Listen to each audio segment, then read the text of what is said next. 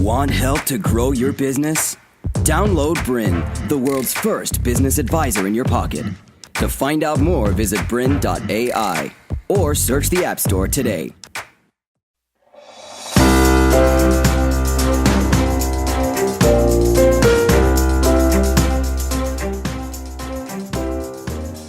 Hi everyone, welcome to the latest issue of Think Global China edition. And in this episode, we're going to talk about the 6 things you need to do before expanding into the China market. Now with me, I've got my colleagues, Vanessa and Katya. Welcome, both of you. Thank you, David. And in this episode, we're going to talk about a number of things. We're going to cover I'm going to start by talking a bit about the China opportunity for small business owners and what you need to get excited about. We're going to look at the 3 biggest mistakes that we find businesses make when expanding into China. We need to talk about why your brand matters. What do people actually want? How do you know that? How do you know if your name is right and whether it's going to actually work for you? We're going to look at the fastest and best way to get your marketing collateral translated, ensure your website is optimized for the China market, how to set up your account so that you can get money in and money out of China, and then finally, how to find and select the best local partners to help you to grow your business. So just to do a quick recap now, I'd just like to recap what we've said in previous issues on the show, is that China is a big opportunity. There's over 1 billion people in China, many of whom are now becoming middle-class consumers. So I think there's an opportunity now for small business to get involved. Don't forget that China is a big market already. It's growing at about 7% a year, so it's doubling every 10 years. That means that in 20 years it will be 4 times the size it is now. It's already a big market, but what's exciting about China is it's starting to go out, it's starting to participate in global markets around the world. We're seeing that in property, we're seeing that in food and agriculture, we've already seen that in the mining and resources space, but now I think this is the opportunity for small business to really get involved, and that's what we're really exploring in this China edition, is how as a small business owner or leader can you start to get involved in this big China opportunity. So here are the 6 things that you need to do before expanding into China, and let's start with the first of these issues is some of the things that you mustn't get wrong in terms of going into China. So what are the 3 biggest mistakes that businesses make when expanding into China? So Vanessa, from your experience, what's the first mistake everyone needs to avoid? I think a business sometimes make assumptions as they are well known in local market, and they assume people in China would know them as well. Yeah. It doesn't happen. China is a big country, and you might start with one city or one territory to market your products or your services, and it takes time to build brand name. Wine is a very good example of it. Australia is famous about the wines, but most winemakers in Australia think they make the best of wines. However, Chinese love French wines much more than Australian wine, especially 10 years ago. They only drink French wines. So when the market start to open, and now a lot more people drink Australian wines, but you don't assume that you get into the market, everyone thinks you're Australian wine, you're good wine. No, it takes time to build market awareness and build a brand name into the distributors and into the end users. I totally agree with that. I think it's very common for small businesses who've developed a good name in their local market to assume that they can just simply turn up in a market like China and everyone's going to know who they are. That's not the case at all. We come across this a lot. You have to spend a lot of time building your brand, building your name, and overcoming those kind of issues, and we'll talk about that a bit later. But I agree, that's definitely one of the common mistakes that we see, is too many assumptions up front, and those assumptions often prove to be totally wrong in the context of China. So Katya, what's the second mistake that we come across? Businesses aren't ready. So they haven't prepared everything. They haven't prepared themselves, they haven't prepared their product, their services, their documentation, their collateral. You really need to hit the ground running in China because it's changing every day. The market moves way faster than it does in many Western countries. And so they really need to make sure that once they are committed and they're there, they're ready to be able to deal with the volume of customers, of service, of just the sheer pace that China moves at. They have to be ready. Yeah. No, I think that's right. Modern China is only about 30 years old. I've seen more change in the last 2 or 3 years than in the previous 20 years. Everything's changing. You go to Chinese cities and you find new tunnels that weren't there a year ago, the last time you went. So everything is changing at a rapid pace, and I agree, many companies aren't really ready. So what about the third reason? Then we might reflect on some of these. What's the third major mistake that we find people make, Vanessa? The business don't do the research. And people just assume I have the best products and I'll take into the market, people will receive it.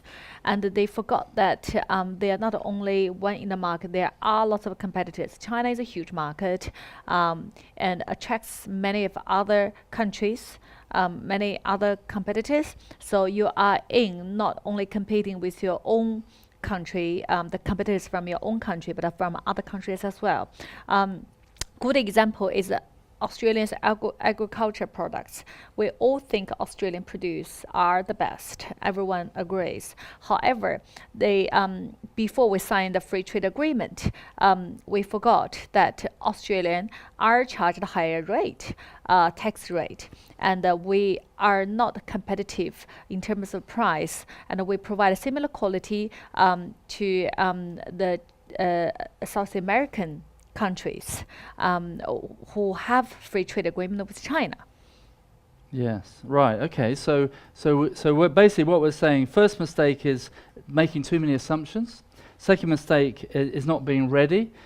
Third mistake, not doing their research on the ground. And we've seen many examples of companies that have gone in too quickly, expected the results too soon, and have come away disappointed and then given up, when if they'd actually been a bit more prepared and been willing to take a bit longer over it, they might have actually been successful. I often have a saying, which is that you should double your budget and halve your expectations when it comes to China, and I think that's pretty much the way it is. Everyone ends up taking a lot longer than they expect, but if they can last the course, they generally get there in the end. So anything to add to that? I think also about research, it's not only knowing that knowing if your product will be successful there, it's also knowing if it will be well received. So everyone, a lot of people know that China really, they like beef, they like good quality meat, but yes, they know that. So if you're a beef producer, then you'll know that, okay, I may be well received in China, but you then need to do your research around packaging and how your product looks to the Chinese market. So it's not just knowing what are the hot trends of China, it's also knowing how they receive products and services and what they're attracted to and what they're not attracted to. So, you know, so that also requires an understanding and research into Chinese culture and knowing some certain do's and don'ts around that. For example, avoiding the number 4. So that could be if you're selling 4 products in a box, that's not good. You need to maybe add another one or take away one. So it's either 3 products or 5 products.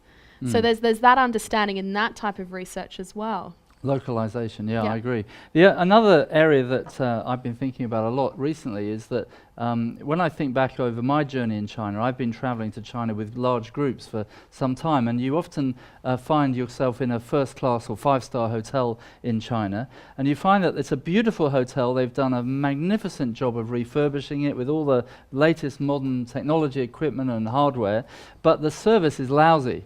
And 5 years ago, we used to have real problems in Chinese hotels around English-speaking staff, understanding what foreigners want when they visit hotels, and delivering an experience that would match the 5-star nature of the hotel. Now that's completely changed, and the reason that's changed is because China's gone around the world looking for expertise in that space. They've probably gone to the US, I would imagine, because that's where China generally goes for this kind of expertise. And now when you go to 5-star hotels in China, you get a 5-star service because they've been trained and they've been educated in how to deliver that kind of service into a Western market. There's a great opportunity for training providers who are looking to enter China, because China's looking to upgrade services everywhere. I often say that China has spent the last 30 years building the hardware. The next 30 years will be about building the software. And so those of us who operate in Western countries where software is so important, service capability and service excellence, we can export that capability by training, by providing products, tools, resources, systems into the China market to help them deliver a first-class service. Do you agree with that? Yeah, yes, 100%. Yeah, good. Okay, so now let's talk about branding. We've covered the 3 mistakes. Now let's talk about branding, why your brand matters in China and what specifically do buyers want. So Vanessa, why do brands and names matter in China? I think China is moving along from after quantities now into the qualities.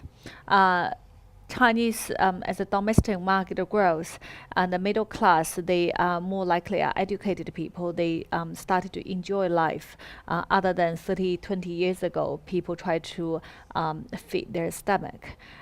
Now they more after good quality products. Doesn't matter it's a food or it's a service or it's long-lasting products that you consumable products at home. They want a good quality other than quantity. So hence that's why brand is important. Building your niche market is important because no one can compete with China on price. So we don't compete on price and we compete on quality. And once you have a good quality and your brand will be built up in a few years time, and then it will be long-term play. Yeah. And a good example is cheese products. So not the cheese that you can the end user buys, but the cheese that a cake maker buys. And the top cake makers, they don't buy cheese from a local producer. They actually buy cheese from overseas. They use New Zealand cheese and Australian cheese and all the best cheese in the world to make the cake. Why? Because they want to maintain the quality of their cake. And the people who are the consumers of that brand and of that cake, they can taste the difference if you use a local cheese. So they have to maintain their quality by using overseas imported ingredients. Yeah, good example. And let's keep talking about brand and why brand matters. Katya, what some examples of brands that have had some success in China, foreign brands? So one foreign brand that has had huge success in China is Coca-Cola. That's not just because it's famous worldwide, is because of its translation and its name in Chinese. So it's Coca-Cola. Is that 可口可乐. 可口可乐, which obviously sounds like Coca-Cola, so that's easily recognizable, but it also means having fun and being happy. And To continue enjoying this presentation, download Brin, the world's first business advisor in your pocket. To find out more, visit brin.ai or search the App Store today.